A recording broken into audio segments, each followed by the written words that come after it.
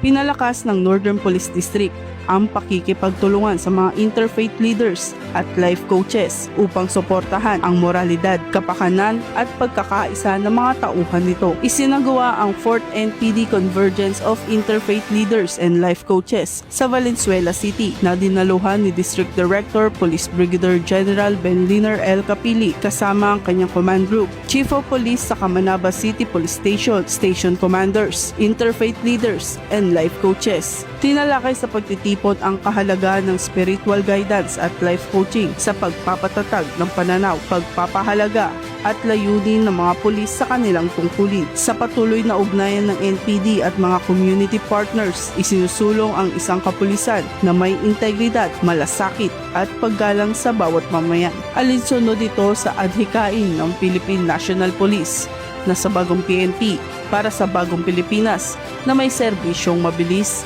tapat at nararamdaman. Mula rito sa Northern Police District, ako po ang inyong PNN correspondent, Patrolwoman Blaiselan Esperanza, alagad ng batas, tagataguyod ng Balitang Pulis.